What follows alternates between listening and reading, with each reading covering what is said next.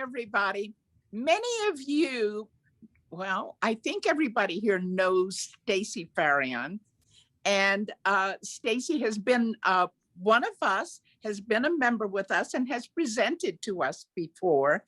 The reason I'm so excited about Stacy doing the program today is that I've been following her on Facebook. And during this pandemic, she has been really very busy. She's taken so many courses. She's particularly in rhythm, exploring polyrhythms. She's written a book that is being published through, is it Piano Pronto? And called Polyrhythms. She has been experimenting in microtonality, and her composing has just taken a real exciting turn. Not that she wasn't doing exciting things before, but all of a sudden it's just a little bit mind-blowing. So I asked her to do the program today on polyrhythms, on her book, and also on her experimentations in microtonality. She can tell us all about it. And I would like to turn the program over to Stacy. Thank you so much, Grace.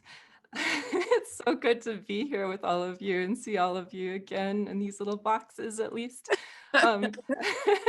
Can you hear me okay? I had all my levels checked and then my cat knocked my mic over and also changed my levels. So is the volume okay? I think we can hear you. Good. It sounds great. It sounds great.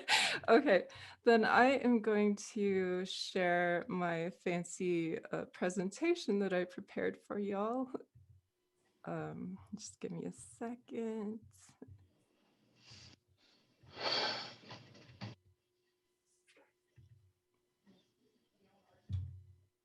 Okay, could you see that slide? Yes. Great. So, and if you have questions throughout, I can only see some of you in the sidebar here, so just unmute yourselves and ask away. So yeah, I started working on this book, Polyrhythms for Pianists, in 2019. And finished it in 2020, and it was actually published, I believe, in October of last year. And it's the biggest book that I've written so far.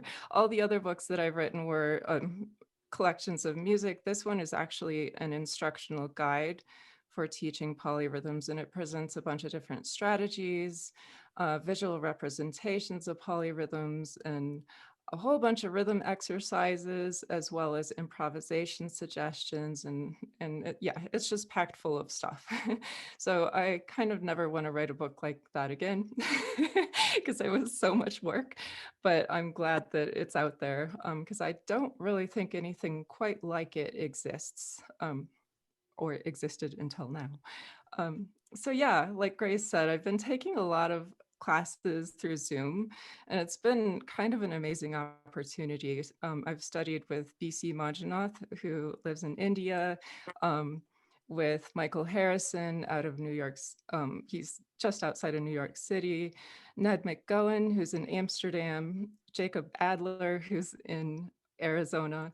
So all of these teachers have been really helpful for me and really encouraging and enthusiastic. And it's been just great being a student again and understanding exactly what it's like. So anyway, I'd like to start with this quote that I read in this book, Harmonic Experience. And I love it because it reminds us as teachers that our students often see things as impossible, and it's our job to help them discover ways to do these seemingly impossible things. So the quote, "Learning music is the art of turning the seemingly impossible into the familiar," is so good. Something I think about frequently because I too have encountered a lot of things that seemed impossible, especially over the past year. So this is something I tried to do in my book, to give students multiple ways of learning and internalizing polyrhythms that might seem really difficult to them at first. And before I dive into the book, I figured we might as well start with a little listening. So this is a piece I wrote last month. It explores both rhythm and microtonality. So it's actually in a special tuning that Michael Harrison created for his piece called Revelation. And if you get a chance to look that piece up, it's on Spotify and YouTube. It's over an hour long, and it is a mind-blowing work. Totally changed my life. I listened to the whole thing just in a dark room with headphones, and I heard music in an entirely different way. So that was he's one of the reasons that I'm now exploring microtonality so much. So anyway, here's a piece to start with. Oh, and I believe I forgot to share my computer sound. Can you hear this? Okay. I knew I was going to do that. Okay, I'm going to share my screen again with sound.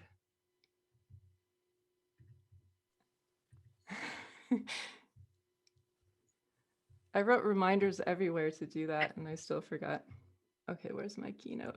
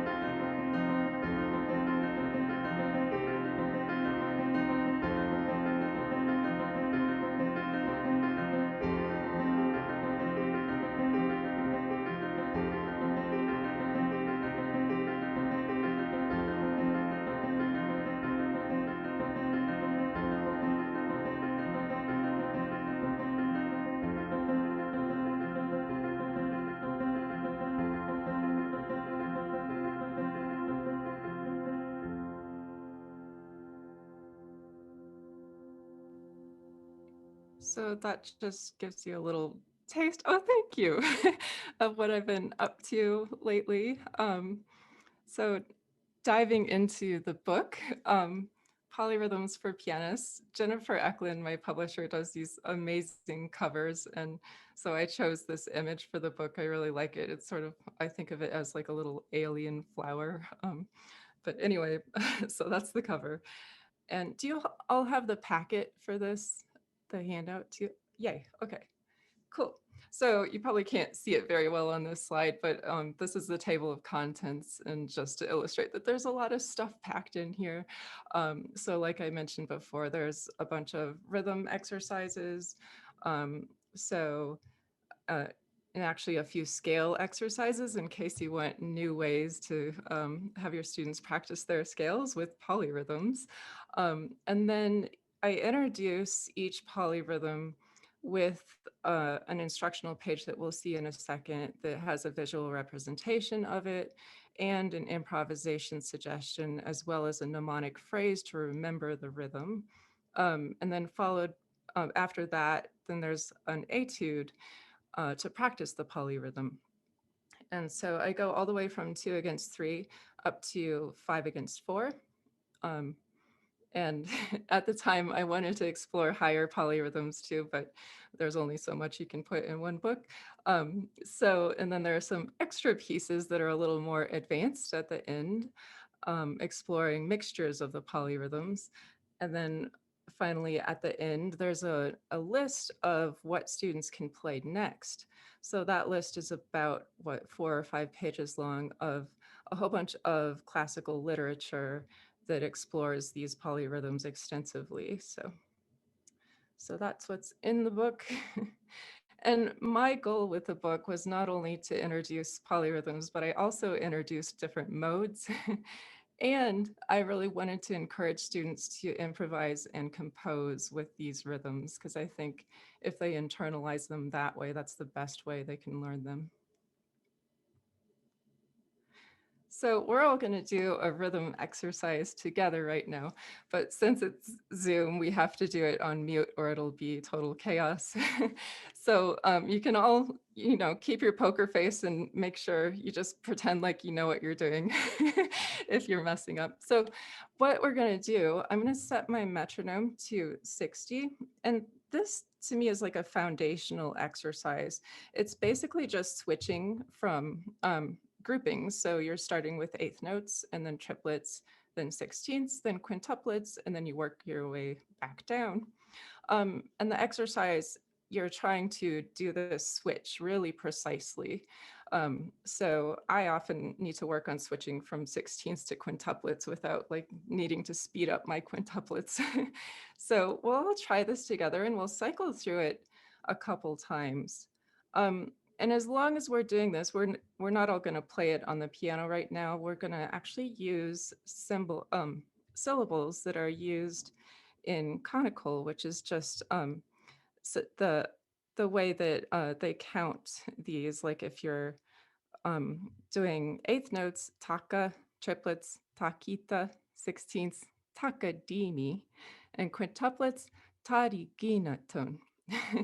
So I know it's a lot to handle right now, so you can do the best you can. We'll cycle through it twice, but we'll start with taka for eighth notes and then takita for triplets and so on. Can you hear my metronome? Cool. Here we go. I'm not used to doing this with a whole group of people, so here we go. About 3 and 4 and taka, taka, taka, taka, takita, takita, takita, takita, takadimi, takadimi, takadimi, takadimi, tariginaton, tariginaton, tariginaton, tariginaton, takadimi, takadimi, takadimi, takadimi, takita, takita, takita, takita, taka, taka. One more time. Taka, taka, taka, taka, takita, takita, takita, takita, takadimi, takadimi, takadimi, takadimi, tariginaton, tariginaton, tariginaton, tariginaton, takadimi, takadimi, takadimi, takadimi, takita, takita, takita, taka, taka, taka, taka, ta. How did everybody do? What language is that from? Oh, it's conical. So it's South Indian. It's a South Indian method of counting, or actually representing how this would sound on a percussion instrument. And since I've been studying that, I use it in teaching. So I just thought I'd throw a little bit of that in here as well. So can Yeah. you hear me? Yes. So how do you say the one for 5 quintuplet? Tadiginaton. And my pronunciation is definitely Americanized. So it's not, don't trust me on correct pronunciation there. But that's how I say it. It's Well, an actually, it approximation. doesn't even matter what your accent is, as long as we can get 5 5 subdivisions. So say that again. Sure. Tadiginaton. And it kind of, once you practice it, it rolls off your tongue. Tadiginaton, tadiginaton, tadiginaton, tadiginaton.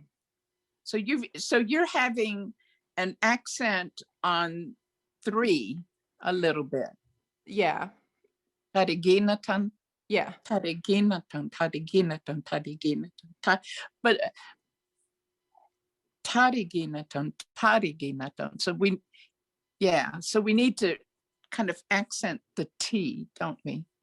Yeah. Yeah, the ta is always the kind of a strong beat. Yeah.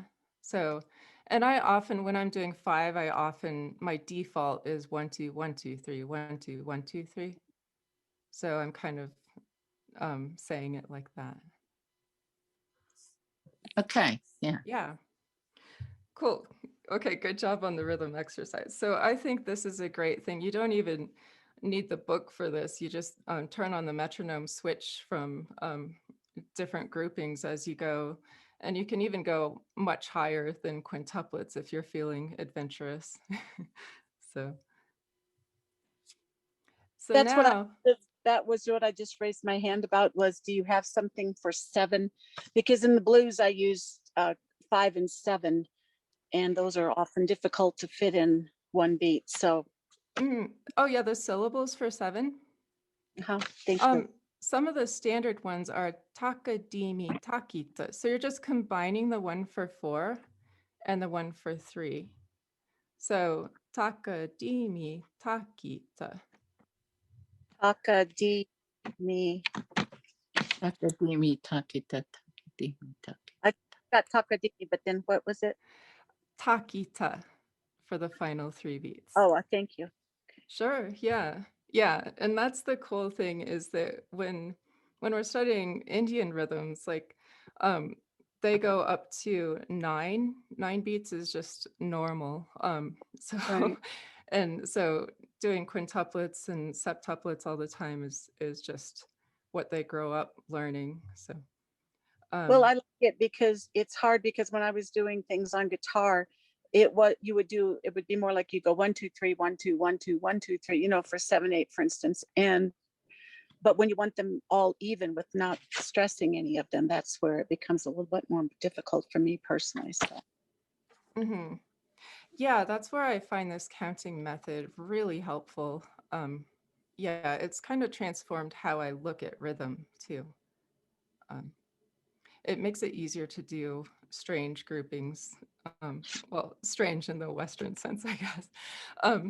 So we're going to do the 2 against 3 polyrhythm next. And you can see this is an excerpt from the book where I have this visual representation.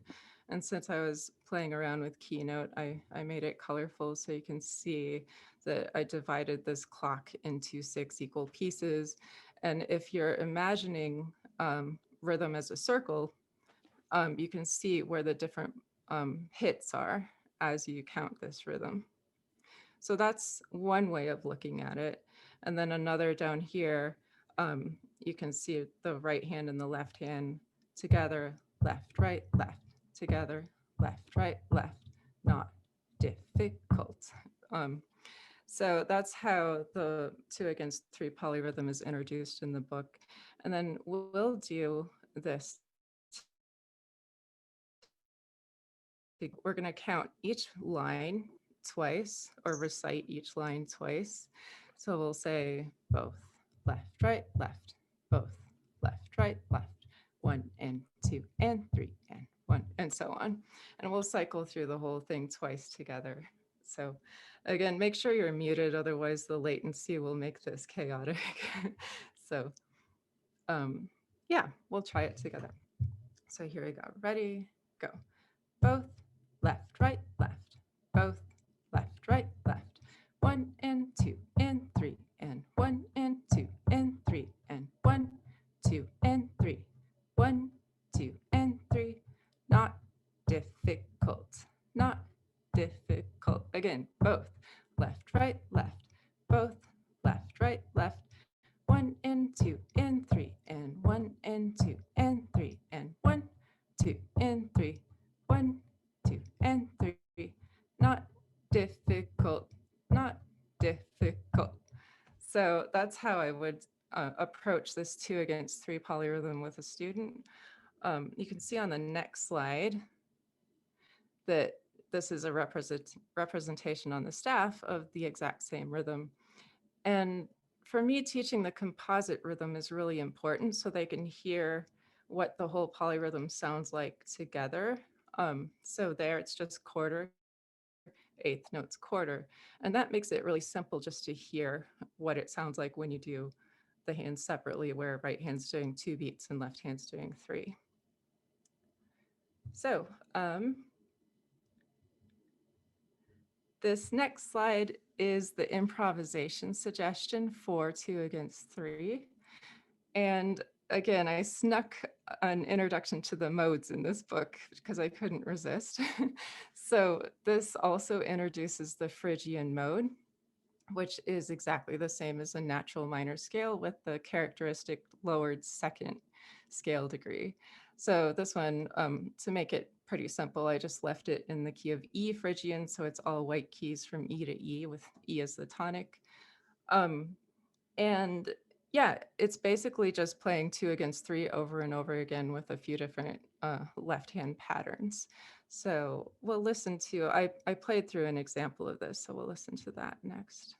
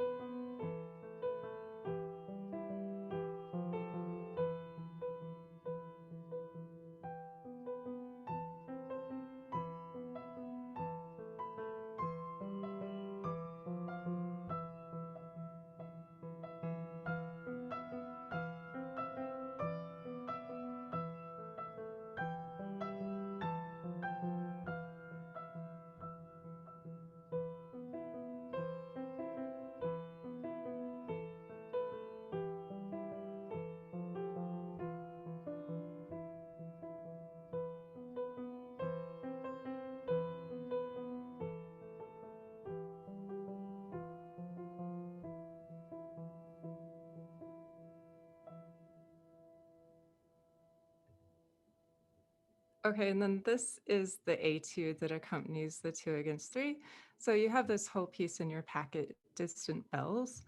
And the way I tried to do this systematically throughout the book was I introduce the composite rhythm first, and then I start deleting notes as you go along. So I sort of ease the student into the polyrhythm as they play through the etude. So let's see. Is there anything else I want to say about this? No.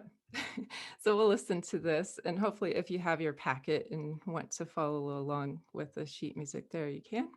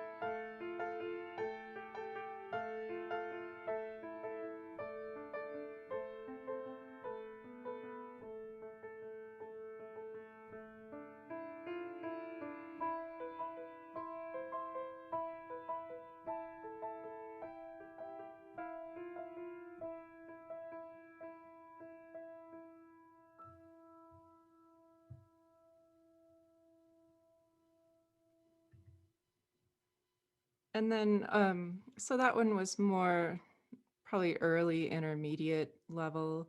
Um, this each of the polyrhythms also has a more advanced etude. So I'll just show you the more advanced etude that features a lot of 2/3 in it. This is a toccata, and it's using one of my favorite scales that's sometimes called double harmonic major. And it has a lowered second and a lowered sixth. Otherwise, it's a major scale. So it has this really cool augmented second, well, two augmented seconds built into the scale.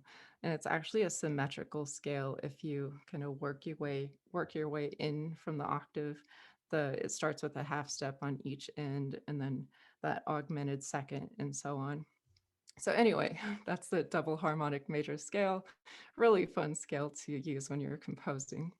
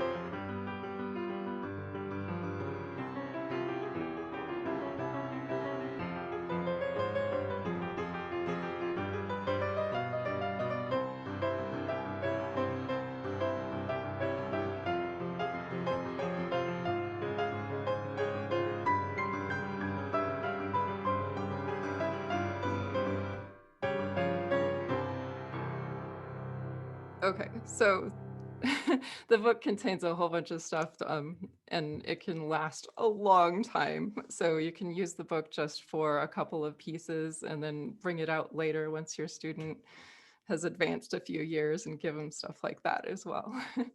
um, so we're going to move on to our next polyrhythm, which is one that I So think. just a Yeah.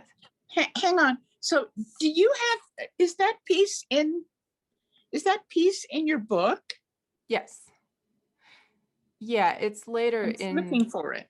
Yeah. I can't remember what page it's on. Here's the book, hard copy of it. It's like in the appendix on page Okay. 43 of the book. Okay. Yeah. So it's one of those later pieces that has more of the polyrhythms combined. So yeah. I just wanted to say that playing polyrhythms is seems very peculiar to pianists, because if you're playing an instrument that just has a single line, you can't play a polyrhythm. The pianists and organists can. And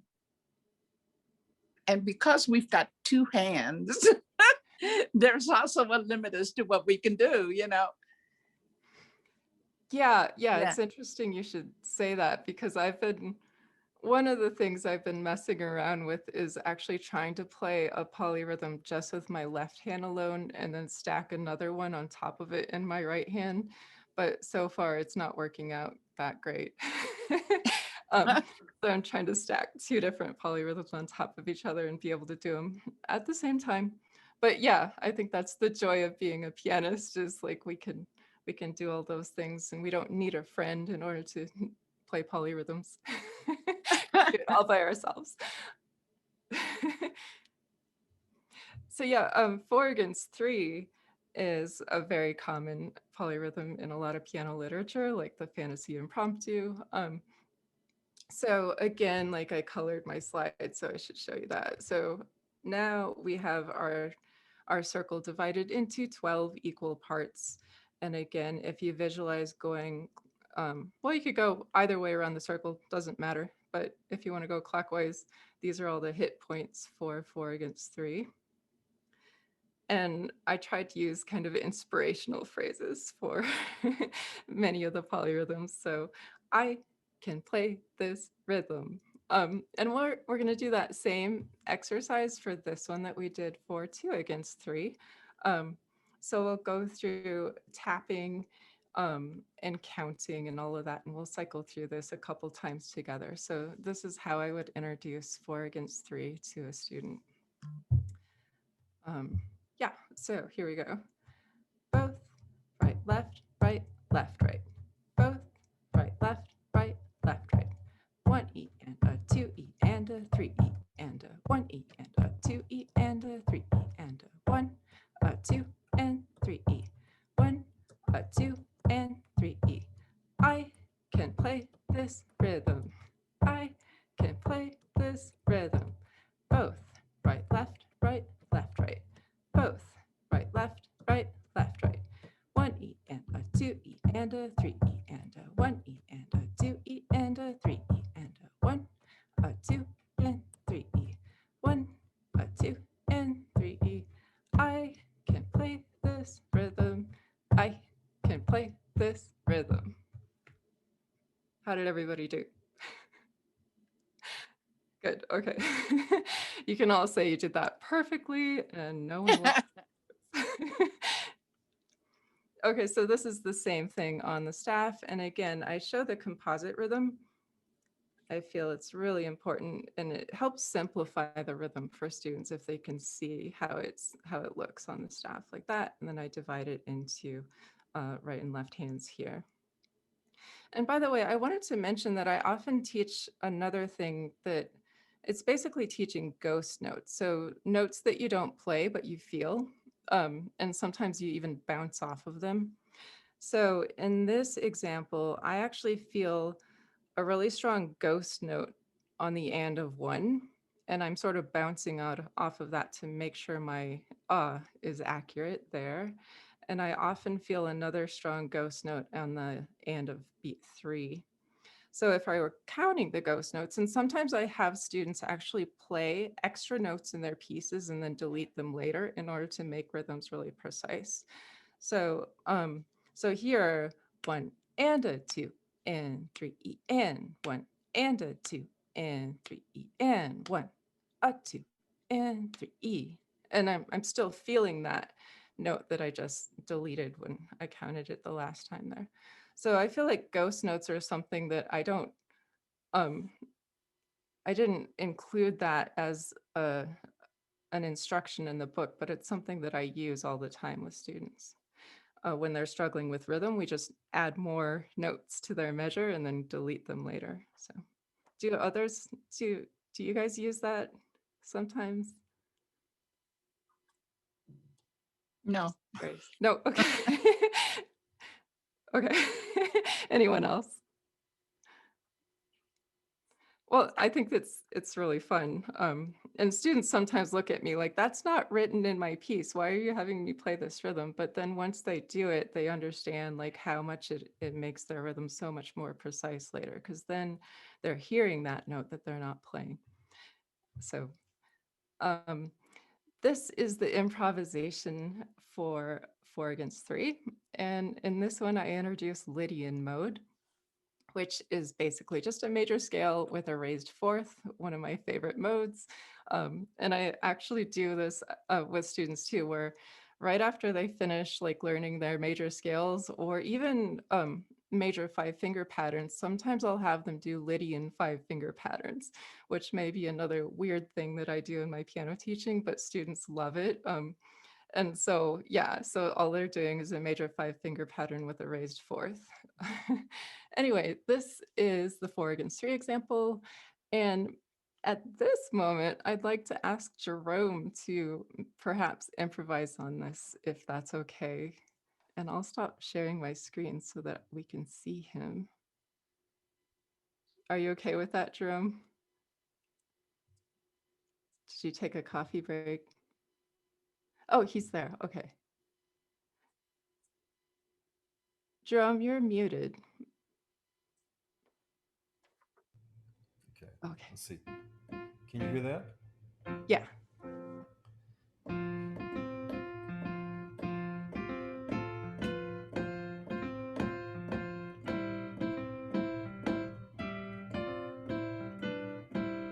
Let's see.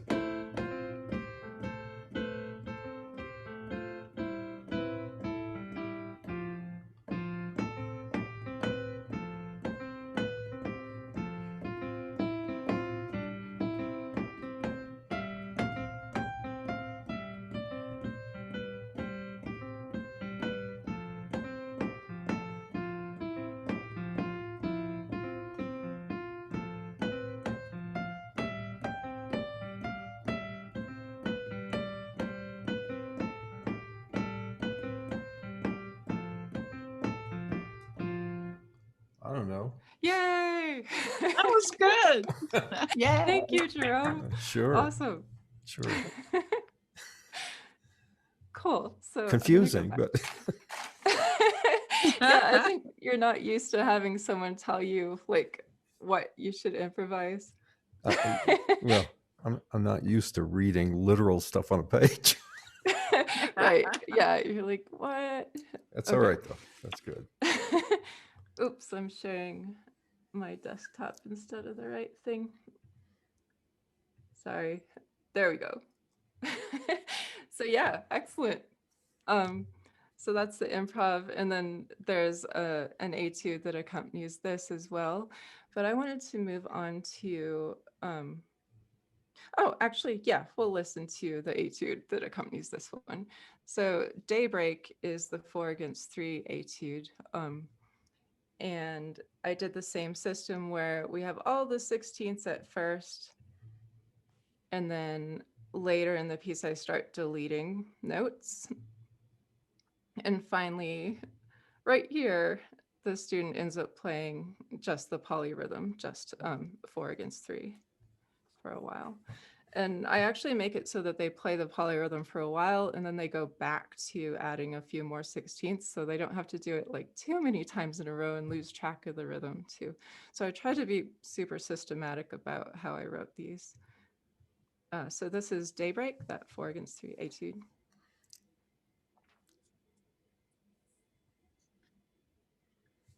We can't hear it. I can't hear it. Oh, I did it again. Okay. Oh, that's weird.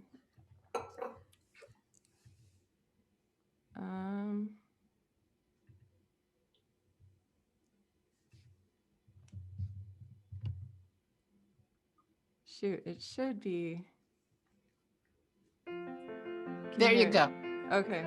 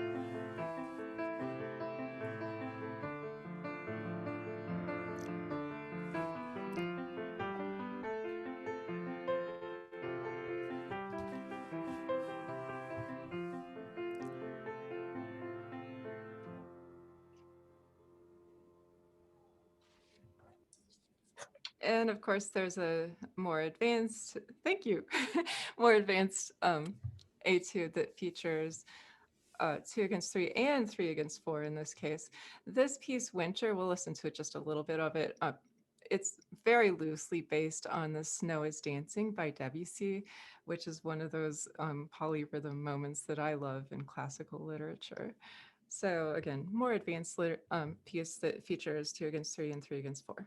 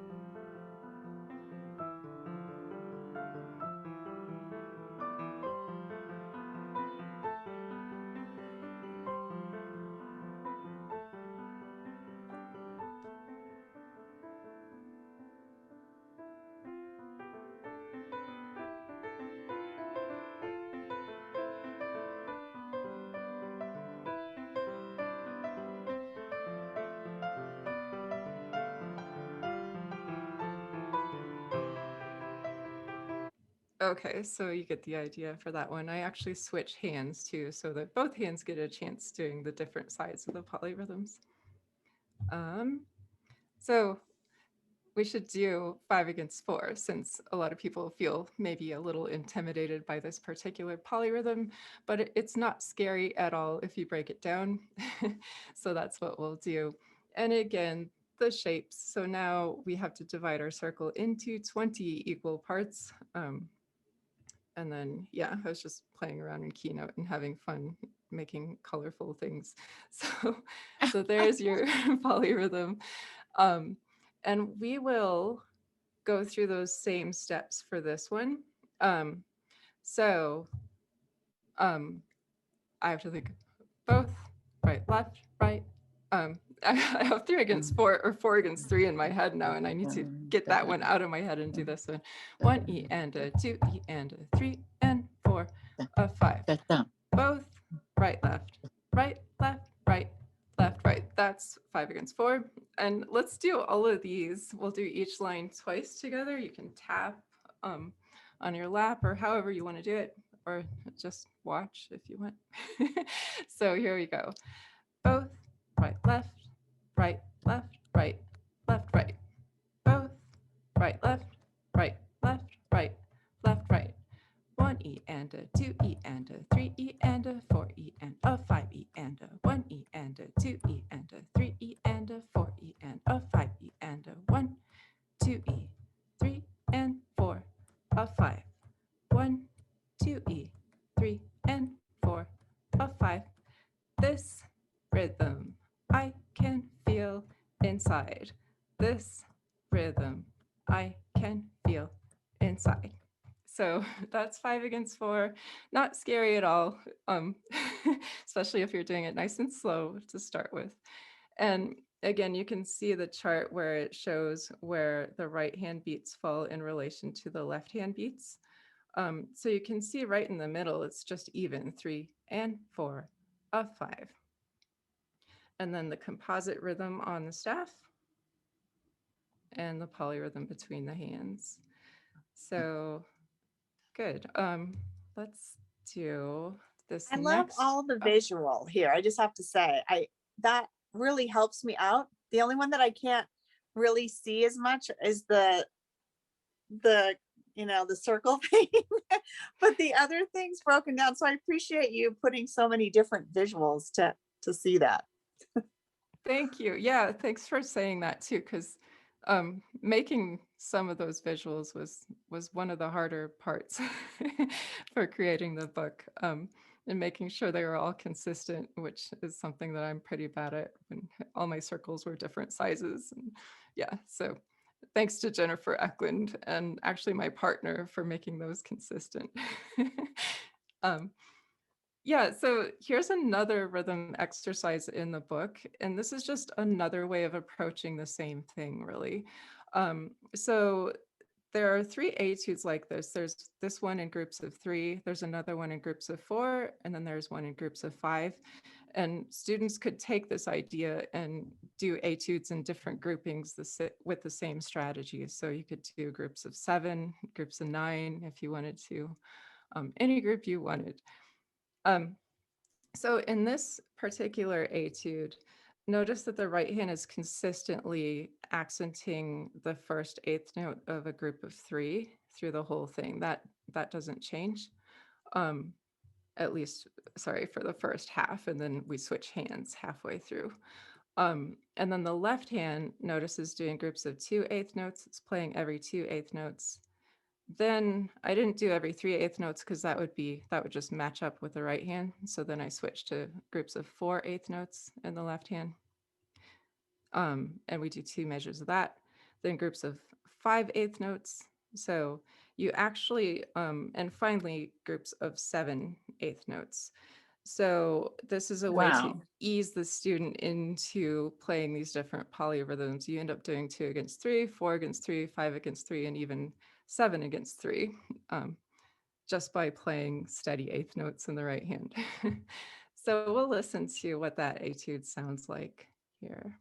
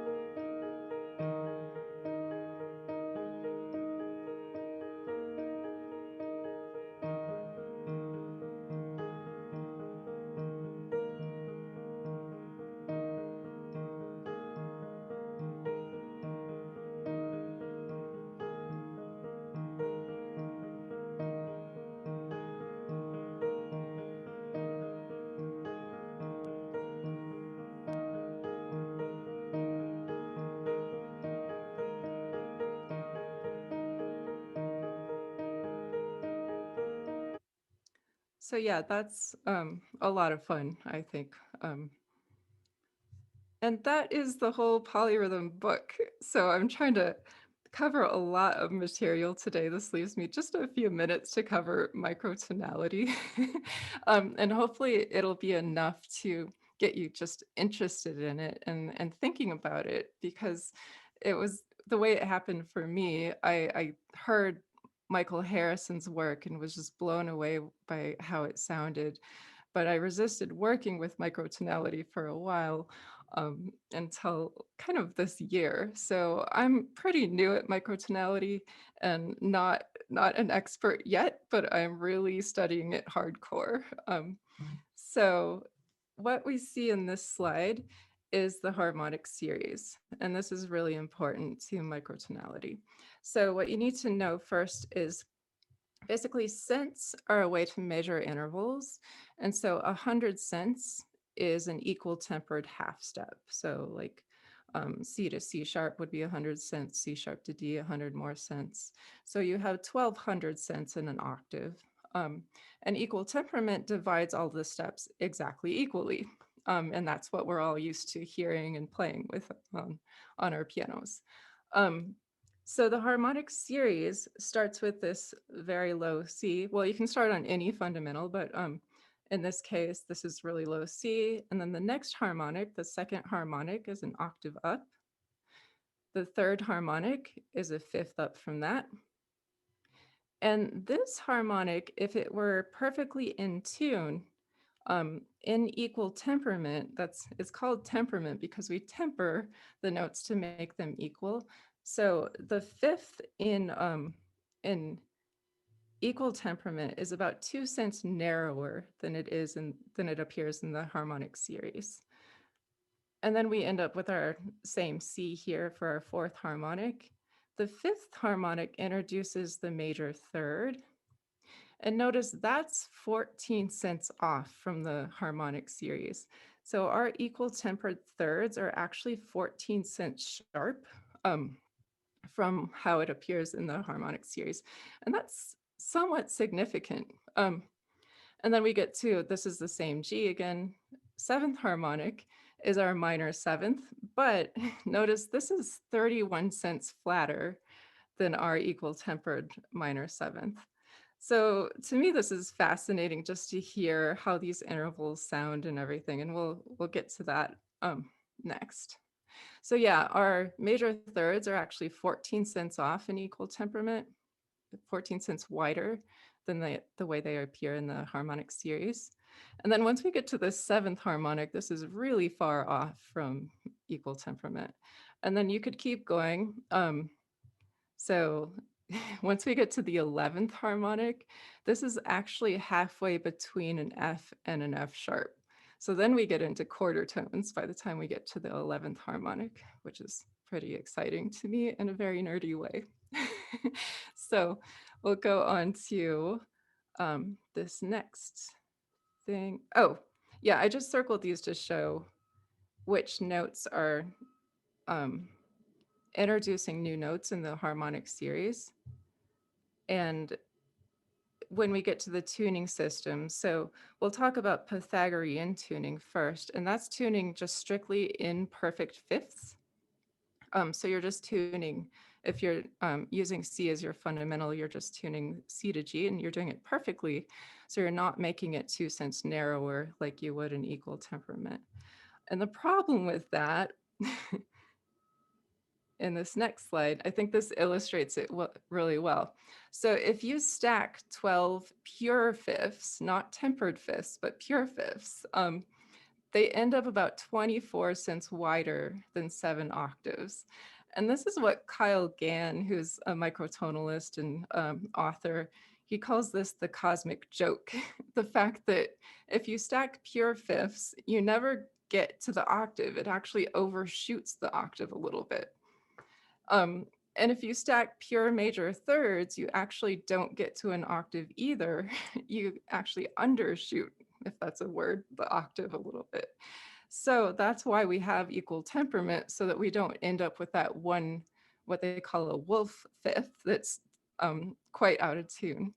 So this video illustrates how if we stack those octaves, they don't quite add up. And you'll see on this spiral, they're going to go up through the octaves that go straight up here. And then when they go through the fifths, they're going to end up just a little bit off right here. So yeah, I'll just play this so you can hear it. So first they start with octaves. It's a little small, but they're going through the octaves on the keyboard as well as going up here.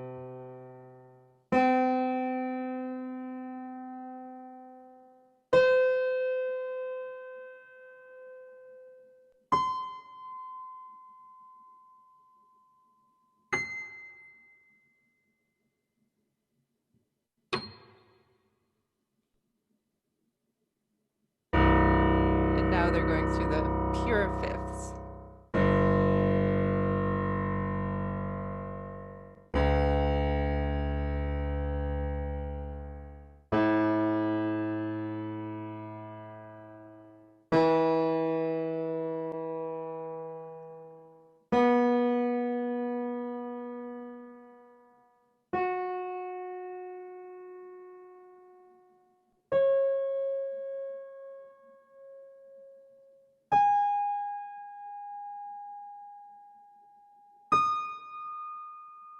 Wow. Wow. And now they're going to get to this final note that's just overshoots the octave by about 24 cents. And they're going to play that difference here.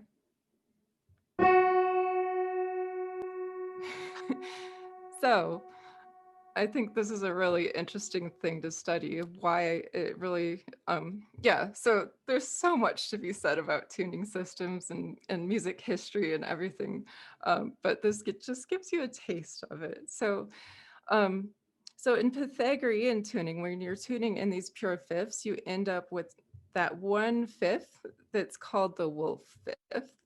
And now I'm just going to demonstrate this on my keyboard. So I'm going to stop sharing, and I wrote myself a note to tell you guys to remind me to share my computer sound. So let's see, I'll do that first. And actually, I'm going to switch my video over so you can see my keyboard as well. Okay. And then I'm going to go into this program where I have programmed in these different tunings so you can hear the difference. So I'm going to start with Pythagorean tuning. Can you hear that okay? Okay, so I'll just play the Pythagorean scale. It sounds pretty.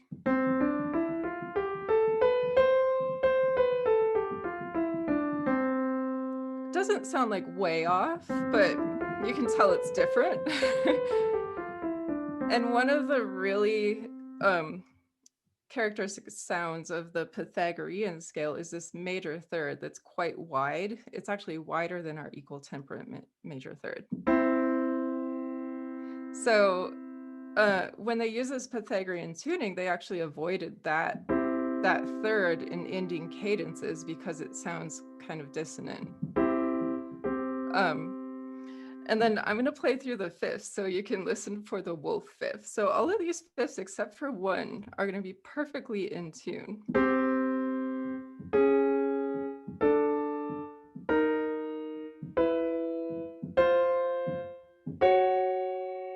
So there's our wolf fifth. Wow. But otherwise, all of these are not 2 cents off. They're perfectly in tune. So, but the problem is that. And also, our major chord sounds a little bit dissonant. But it's a really interesting sound, I think. So that's Pythagorean tuning in pure fifths. Now I'm going to move on to what's known as 5-limit tuning. And this is tuning in both pure fifths and pure major thirds. So now you can hear. And once we get to 5-limit tuning, anything above our Pythagorean tuning, you actually have a lot of options for the way you can choose different intervals. And so this is just one version of 5-limit tuning. It's actually a tuning that Terry Riley uses in one of his pieces. So in this one, the major third is now narrower than it is in equal temperament. So this is a pure major third that's the sound of a major chord. And in this particular tuning, if I play all the major chords, then you'll see like how interesting this can get. So right there, that fifth is way off. But we have all these colors, all these options. Like if you want a really wonky sound, there it is. So to me, that's the appeal of this, is you have so many different choices, and it's just a whole world of new intervals and new colors that's infinite. So that's 5-limit tuning. And then I'm just going to briefly show you Michael Harrison's Revelation tuning, which is an amazing tuning system. And in fact, this one explores what's known as the comma, which is the difference that you get when you stack some of these intervals on top of each other. So his tuning for his piece Revelation actually has a few notes that are lower, like for example, C to C sharp is not quite C to C sharp anymore. It's actually C to a note that's ever so slightly lower than C.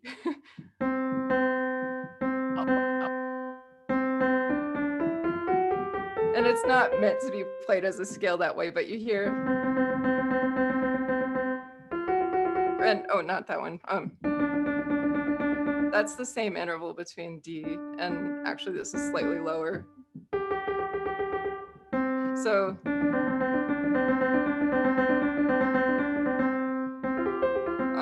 you end up being able to do really cool rhythms that sound almost like repeated notes that are just, they shimmer a little bit because they're slightly different. Yeah, that's what you used in Exuberance. exactly. Yeah. Yeah, and it's so fun. I want to explore that a lot And more. if you weren't playing a percussive instrument, that would sound a little bit like a vibrato, wouldn't it? Yeah, and that is something a lot of microtonalists explore, is the beating of commas, and actually Michael Harrison explores that a lot. Yeah, and in fact, you can use that as its own rhythm if you have like a sustained sound with that beating in it. So all sorts of really cool options. Yeah, so I think let's just compare really quickly. So this is the equal temperament major third. This is a Pythagorean major third.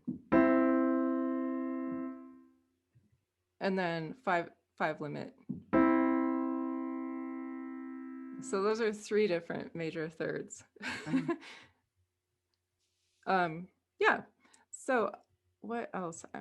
I think I'm going to go back to my slide just briefly, if I can remember what I'm doing.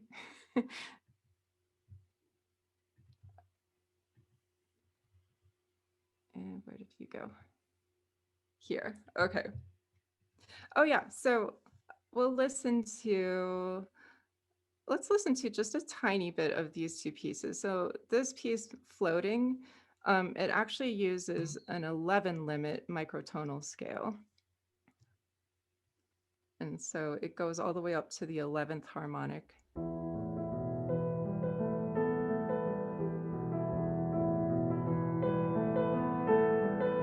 The left hand is also doing an 11 beat pattern, and the right hand plays 3/2, 4/3, and 5/3 eventually.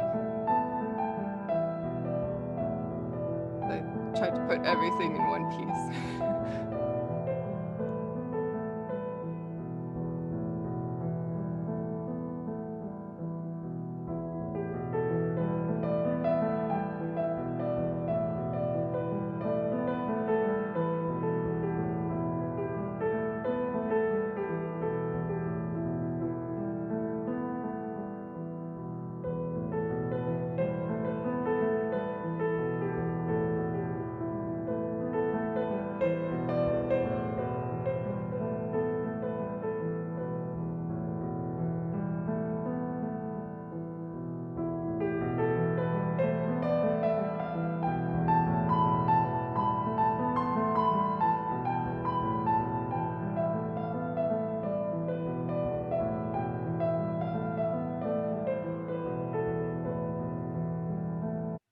Okay, so that's one example of a microtonal tuning.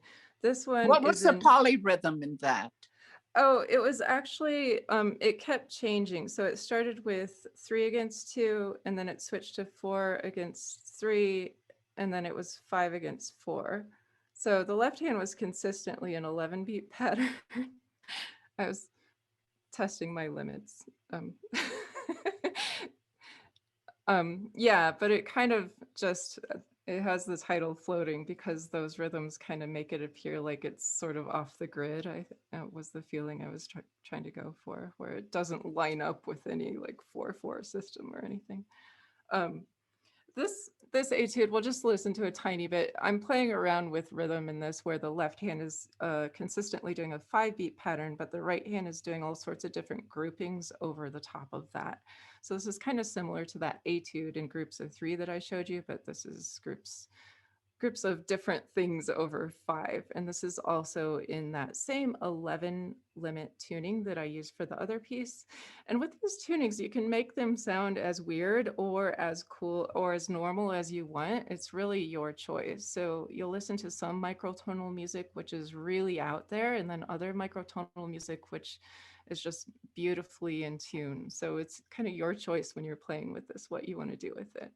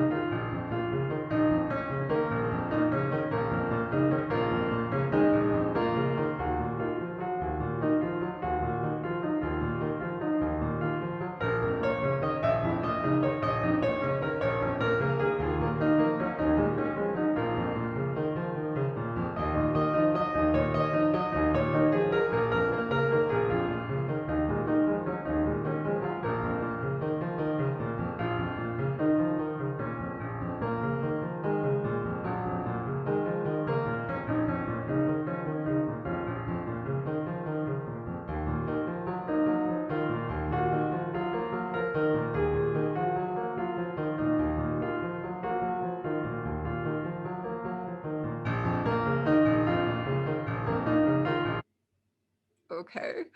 So yeah, if you want to get the book, it's at pianopronto.com. And yeah, I'd be very happy if you did. And I'd be happy also if you let me know what you thought of it. So yeah, are there more questions? Yeah. So the microtonal pieces aren't in the polyrhythms book. No, that came later. But yeah, and I'm not sure, yeah, if there's gonna be a book with those or We not. don't have an instrument that can do that. That's just it. I play trombone. Oh yeah, you totally have an instrument that can do that. So I'll write my microtonal etudes for trombone.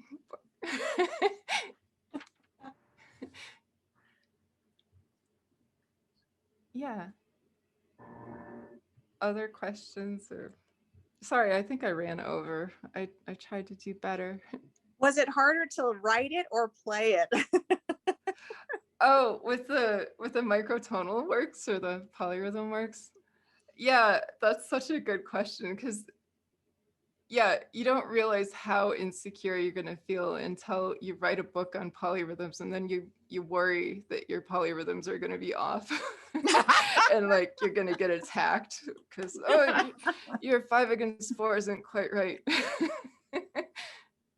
So yeah, some of the etudes are like easy to record and then others did lots of takes. So My ears feel like they're floating in a pure mathematical world. awesome. Yeah, once you get into microtonality, you realize that people speak in ratios. They're like, oh, is that an 8164 third? Or is your 7th a 7/4? What I often think about in terms of all of this is music of other cultures and how so often the way you make music is limited by the instrument that you create and by the natural harmonics of your materials. For sure. Yeah. And that's I mean, I've been singing ragas with Michael Harrison and took like a Drupad class from really wonderful teachers. and so they're in India, they're not singing an equal temperament. It's definitely just intonation. And so you start to hear the difference, even though it's minute, and you start to feel it more than anything. Like, to me, the ragas that I sing, like, they just feel really good. And then I go back to equal temperament and I'm like, oh, that sounds just a little off now. So, yeah. Yeah. Well, thanks so much Interesting. for indulging me with all of this. Yeah. And for having it's so good. I wish we could go out to lunch. Like Soon, one hopefully. day. Yeah. Thank you so much, Thank Stacy. you. Stacy. Thank you. That Great presentation. it is a great Seriously. presentation. Thank you so much. Thank you. Yes. Nice to You're so see you welcome. too. Yeah, it's so good Yes, to it see is. you. Yeah.